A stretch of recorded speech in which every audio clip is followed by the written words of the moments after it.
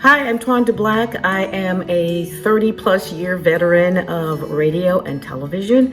Most of that time, of course, spent in radio. And, so many wonderful things have happened to me in this industry and happened for me in this industry. It's been a beautiful ride. I'm still on the ride, yes. I'm hosting Inspirations Across America.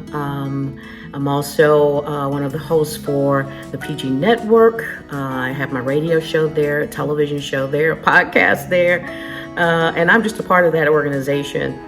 Also, one of the biggest moments in my career has been that I got an award from President Obama for a Lifetime Achievement Award for community, for my volunteerism in community.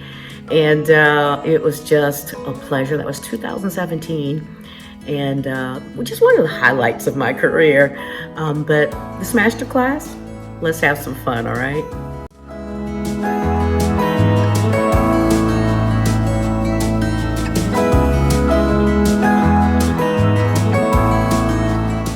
So the first question is, what do indie artists ask me the most? And you already know what that is. How do I get my songs played? And my answer is multifaceted, because most stations' playlists are dictated by charts, and rarely do our independent artists hit those big charts. Look for stations that have carved out a space for new music. Some stations allow 1 to 2 uncharted songs per shift. That may be a 4 or 5 or 6 hour shift. But you got to research to find them.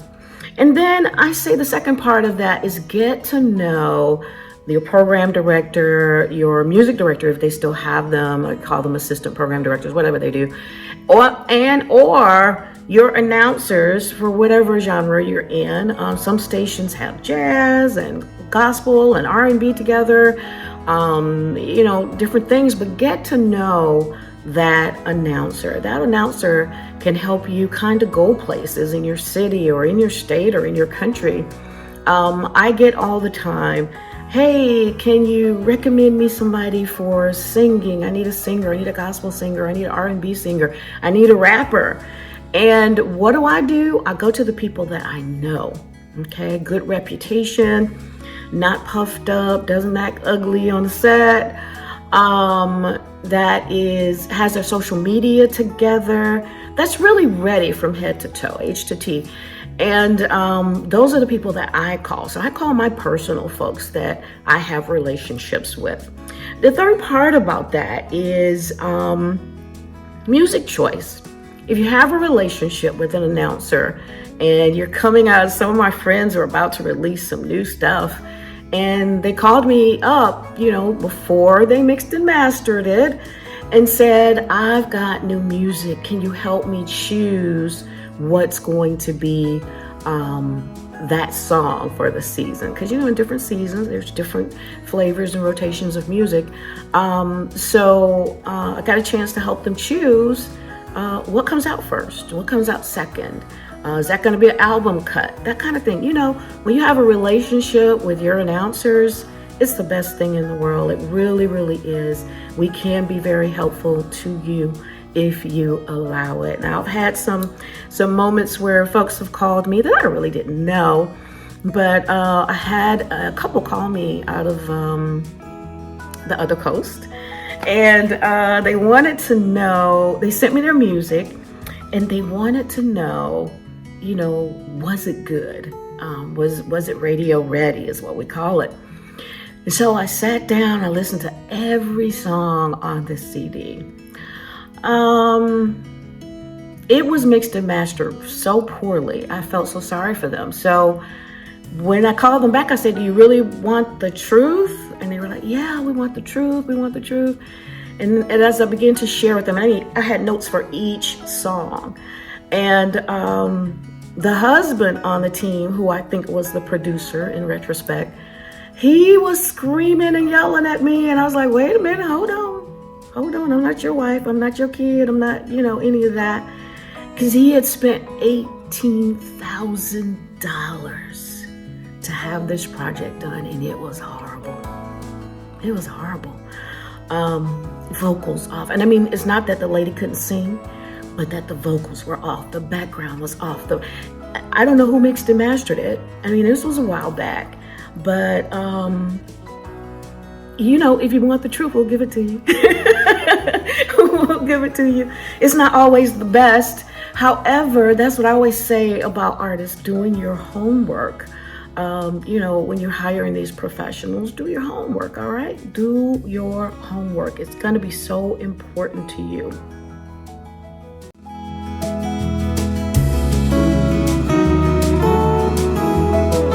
So the next question is, how did I get my start in radio?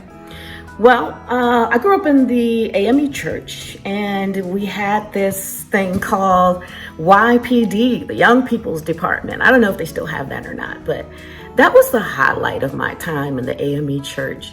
We had so much fun. We did skits and plays and musicals, and we were always performing. We were always doing something in the church. I loved it. And so I was a good reader during that time. And this mother of the church came up to me and said, "Baby, have you ever thought about doing radio?" She said, "You got such a good soothing voice and you read so well." I was like, oh my gosh, no, I have never thought about that. I was either going to be an English teacher or a public relations specialist, or both. You know, we can do all things. And so I never thought about radio. Went to college, majored in journalism with a public relations track, communications, that kind of thing. And when I got out, couldn't find a job in public relations because of this. Yes, my black skin.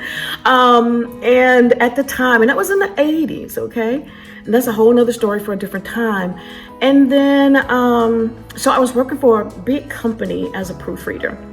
So a girlfriend of mine called me and she said, you know, I work at the station and we have a position open for a receptionist. And I was like, okay, it could be my part-time job. I would get off at my proofreading job in the morning, 7, 8 o'clock in the morning. Then I would go to the radio station and, you know, answering the phones, communicating, meeting new people. I loved it, right? So one day, don't ask me why, because I still don't know. I went into my program director's office and I said, "Hey, I think I can do what your folks are doing." So he was like, "What do you mean?" And I was like, you know what the jocks are doing, because, you know, in those days they called them disc jockeys. Yes, we're announcers now, so we were disc jockeys in the day. And so he sat back and he looked at me. He said, "Oh, you really think so, huh?" I said, "Yes."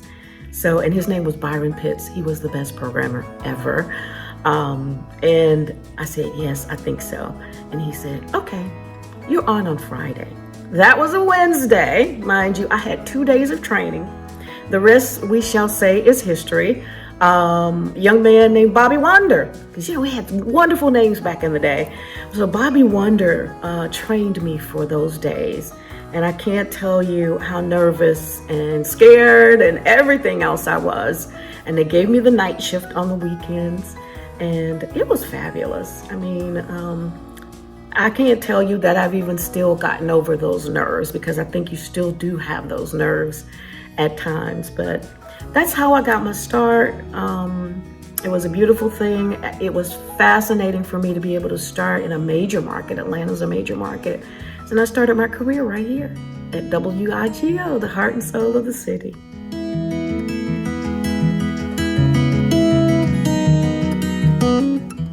So the next question is, who inspired me, my role models? You know, I have to say, growing up in the 60s and the 70s, you know, media said that I was not good enough. I was too dark. I was a woman. I was, you know, everything was wrong about me. But I had role models in my family, and those were the women in my family. We had great men in our family too, but I'm just saying who really were role models for me. My aunts, my mom has 4 sisters, and then I had my mom and my grandmother. Those women were phenomenal. Our family ran the first black hotels in the 60s, and I think in the 50s and the 60s in Tampa. And we had a catering service, which now I was big enough then to help with the catering services. And so they just taught me work ethic. They taught me how to dress. You know, they're all fashion plates. They are some good looking women. They dress well. And so they taught me how to dress and how to carry myself. You know, back in the day, it mattered. It mattered. And especially if you were Sister So-and-so's child, I was Miss Taylor's grandchild. Oh yeah. You know, we had to carry ourselves a certain way. So those women taught me how to be a Black female in this world and how to be okay in the skin that I'm in. All right. Yes. Also, as I was working at WIGO, that was a time when Dorothy Brunson, who was the first African-American woman to own radio stations, she was the owner of WIGO at that time. And I really admired her. She, you know, her yes was her yes, her no was her no. And I feel like she was a fearless woman.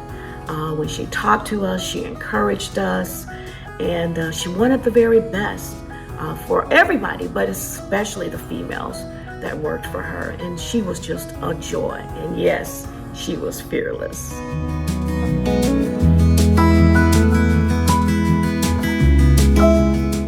So how do I see the artist navigating the music industry post-COVID? I think it's going to be just like it was pre-COVID. Artists have learned to be creative, especially during COVID, and they'll have to continue to be creative after. I really don't think anything will ever go back to normal again. You know, back in the day, I don't know how long ago, I should look that up, but everybody, you know, everybody's goal was to have a record deal. I gotta get, you know, with these major groups, and I gotta have a record deal. I'm gonna make all this money. And I think as they went along, you found out that was not the truth. That there was, you know, although they were famous and at these levels, a lot of their money was gone because they had to pay in advance for things. And you know, it's huge. It's a huge business. However, a lot of national artists have now created their own labels so they can keep their money. They can do with what their own talent, with what they want to do with their own talent, you know, instead of somebody telling them what to do and taking their money. I know back in the day, and it was a long time ago, but, you know, things like having your music coded. I'm sure, I don't think it can happen today. But back in the day, you know, folks thought their music was coded and they were waiting for those royalty checks, and come to find out, music was never coded. So the first thing I want to say is be educated about the business, because this business is serious. It can make you a lot of money, or it can mess your life totally up financially. So make sure that you're educated. That's the first thing I want to say, especially if you're going to start your own label, if you're going to manage yourself, be educated. Some artists will tell you, oh, I just want to sing. Well, if you just want to sing, I pray that you have another way to take care of yourself, to eat, to take care of the roof over your head and all that stuff. For a lot of people, singing is not a hobby. For some people, just a hobby. So you need to figure out if your destiny is to be global, national, regional, local, sing in the church choir. You know, you got to figure that out, because everybody is not meant to do everything. And so we know that. And that way you can strategize your marketing. Very important to strategize your marketing, because it's going to be different globally than locally. It really is. You're going to say different things and present different things. Learn social media and the benefits of the various platforms, because that's your playground. I like to call it your playground, your performance platform, and your business opportunities. As I said, you know, I know it's a lot of work. I know for social media, for me, it feels like another job. So if it's not your forte, hire somebody to do it. There are plenty of college students you can pay. I mean, they can do that in their sleep. Some are younger kids. Your grandkids might be able to do it in their sleep. However, if it's not your strong suit, you need to have somebody do it, because it has to be done. If you're going to get to certain levels, that has to be done. It really, you have to have some presence on social media. And when people are trying to hire you or talking about you for opportunities, they go straight to the internet and they see what's out there. If you have a website, they Google you. I say goggle it. They goggle you. And my goodness, what comes up? So you need to think about that. Do you have a presence on social media? It is so very important. And there's so much strategy to it. That's why I say hire somebody, because it's just so important. So many artists have been burned because they didn't do their homework. And I know some right now who don't have access to their music because they didn't sign the right stuff to make sure that the producer who, mixed and mastered it or helped them produce it would not steal their music. And that, hire a professional. You need a budget for all of that. For an accountant, attorney, just like any other business, accountant and attorneys are very important. And we're going to have another masterclass in the summer months. Very great producer here in Atlanta is going to talk about some of those legal things.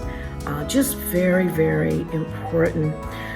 Folks have lost so much because they didn't do their homework and didn't have their stuff in line. I want you not to be, so if you're hiring a professional, don't be afraid to ask for referrals that you can actually talk to, not email. I want to talk to somebody. And so, because here's the thing, what worked for Johnny May over here may not work for you, okay? If you feel a check in your spirit about something, don't do it, okay? Follow the spirit inside of you. And they may have worked wonderfully for that other person, but may not work for you. So, and also again, this is where education comes in, because people can talk a good game, blow some smoke for you, and make you think that they know all of this great stuff.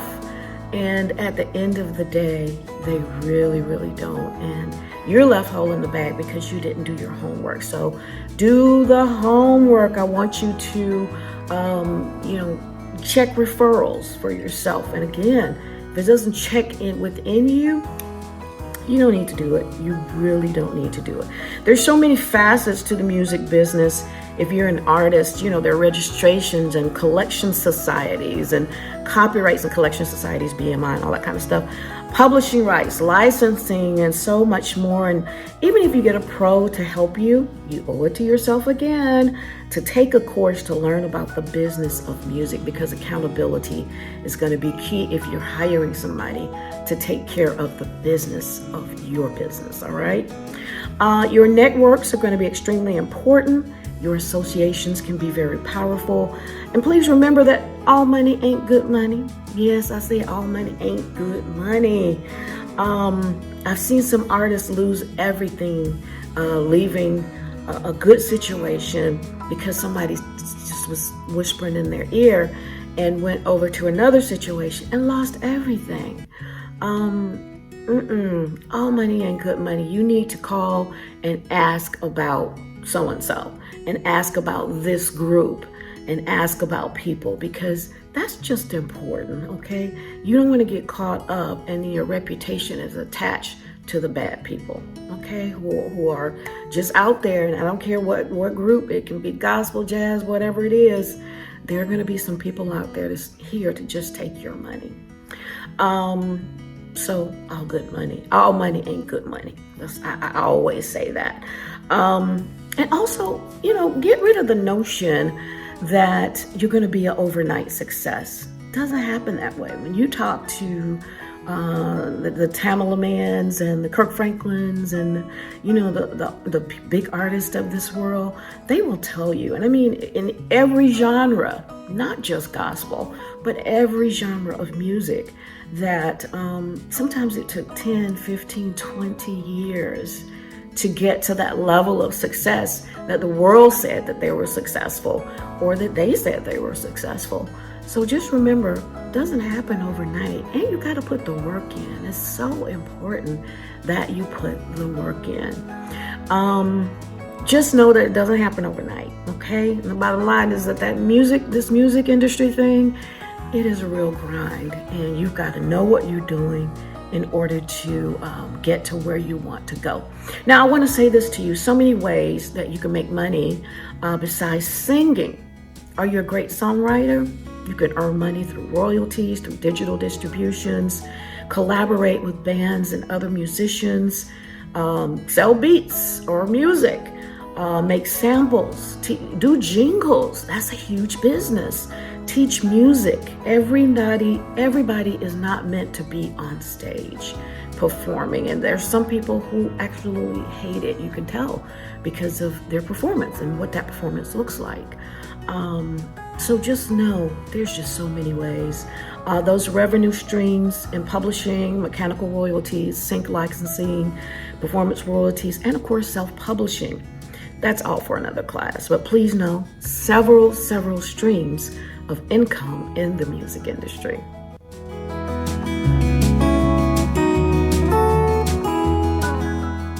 Okay, let's talk about performance. Performance matters. How it looks matters. How it sounds matter. There is a saying that you only have one chance to make a first impression.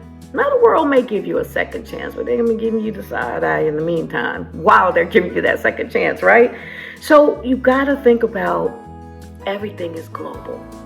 If you're doing something virtual, everybody in the world can see it. That's what the internet gives you, this global platform. So I want you to remember that it's not just your folks around the corner. It is global. It's not just in the United States. It's the entire world that can see you in different languages and cultures and all of that. So very important. So change your thinking and just think about, this is global. When you're doing what you're doing, think about global. Yes, it's global. So what you're presenting virtually to your audience, and potentially a new audience, because that's what it's all about, is getting new folks to recognize who you are, recognize your talent, and enjoy your talent. Yes. So the first thing I want to talk about is your background when you're presenting. Choose a decent space. No doors, no bathrooms. I've seen stuff with folks with in videos with bathrooms behind them. What in the world? No scratches on the wall. Pay attention to what's behind you, books, pictures, etc. So I know if someone has books behind them when they're presenting, whether it's music or talking or whatever, I'm busy trying to read the titles. Yes, that's what we do. So I'm trying to see the titles of the books. Now, if you've written the book strategically, yes, place that book behind you where it can be seen. If you have new CDs, or if you have CDs, place them behind you where they can be seen. If you have a clothing line, jewelry line, make sure you're wearing it. Make sure that, and folks know this is your creation, okay? Very important. That platform is that big, all right? Let's see. This is your platform, playground, that's what I love to call it. If there's not a clean wall in your space, then get a green screen. You can be anywhere in the world with a green screen. I love it. You can be in China, and you can be in Germany, and you can be on the street, and you can be anywhere. You can be in the water with a green screen. So it's important that you do that. They're not that expensive. So on the lighting, we all have ring lights now. You may need ring light because lighting is going to be so important in your performance and whatever you're putting on at that time.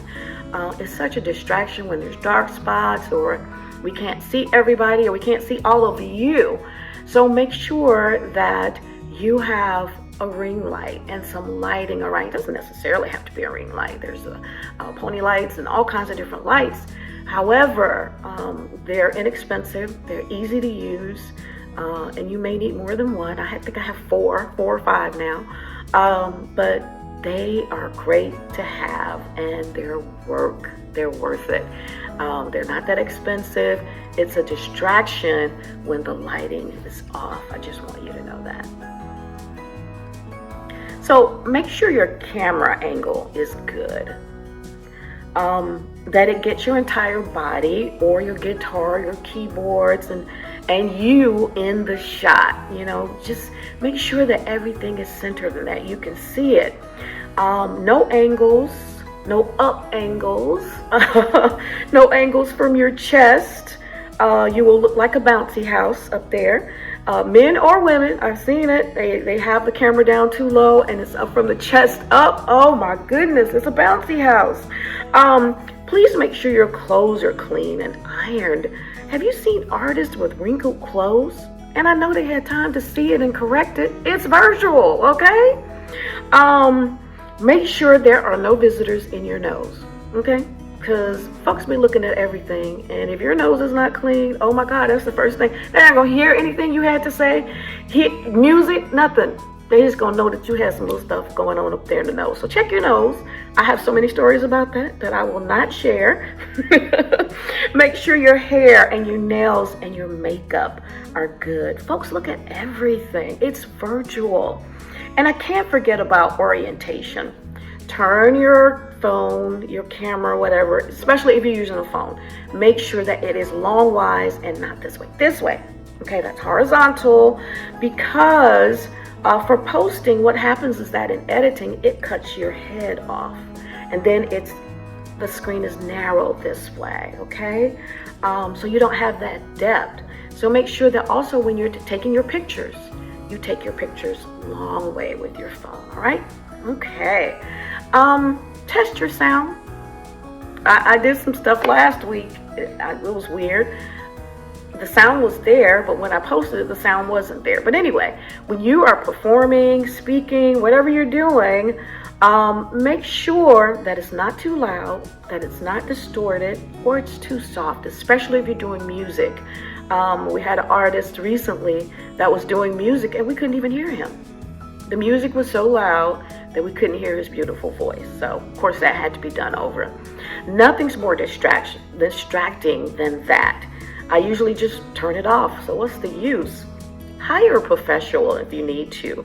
It's that important. If you have a large group, you may need to hire a sound person anyway. It's going to be important for you, all right? Before you post, please advertise. Tease it a bit. Let folks know what's coming. Hey, I've got this gig coming up and you are going to enjoy my evening of, reggae maybe. Post some things that will engage. What's your favorite artist, especially whatever your genre is. What's your favorite artist? What's your favorite song? That kind of thing. And let people know that you're coming up with something so phenomenal, they're not going to want to miss it. And you can't do that one time.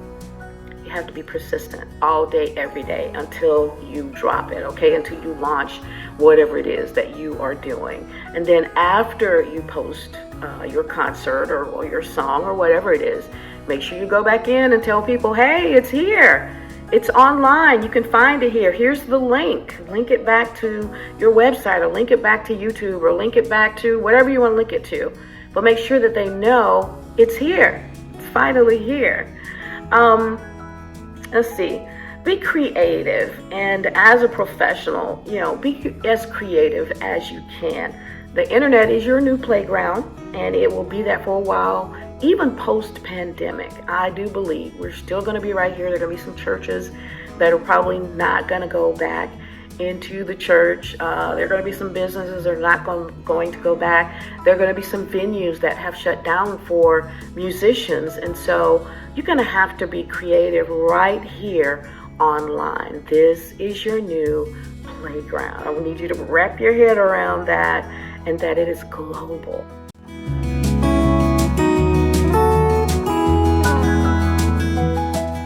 I'm Twanda Black.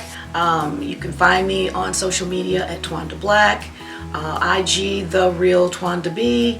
My website is twandablack.com. And God bless you. Keep working, keep grinding, keep pushing. You can do it.